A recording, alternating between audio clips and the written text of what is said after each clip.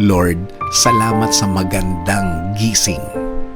Panginoon, maraming salamat sa bagong araw. Maraming salamat sa bagong pag-asa na nasa aking puso ngayon. Maraming salamat sa magandang gising na iniregalo mo sa akin ngayon. Salamat sa bagong araw na ibinigay mo sa akin ngayon.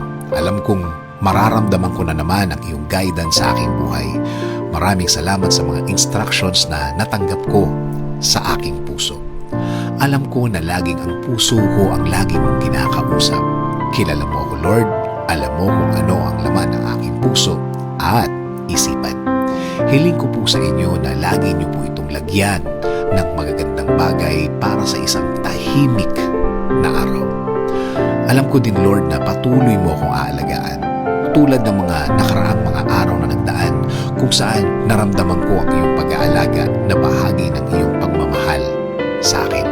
Salamat din, Lord, dahil babantayan at bibigyan mo ng pag-aalaga at proteksyon ang lahat ng miyembro ng aking pamilya sa lahat ng oras at sa lahat ng araw.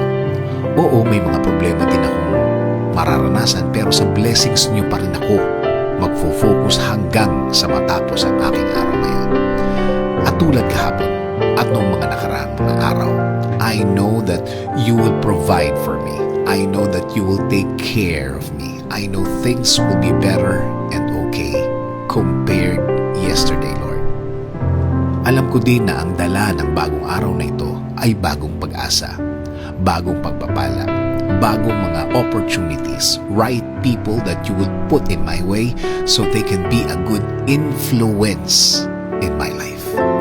Salamat din, Lord, sa mga bagong bagay na aking matututunan sa araw na ito. Alam kong patuloy mo akong bibigyan ng mga bagay at aral na makakatulong sa aking pagkatao. Kaya, Lord, thank you sa magandang plano mo para sa akin, para sa aking buhay at buhay ng aking pamilya. Alam ko na ang plano mo ay mas mabuti at mas maganda sa aking plano. Ini-offer ko po sa inyo ang buong araw ko. Bigyan niyo po ito ng blessings. Bigyan niyo po ako ng bagong wisdom. Bigyan niyo po ako ng bagong kaalaman para sa ikabubuti ng aking buhay.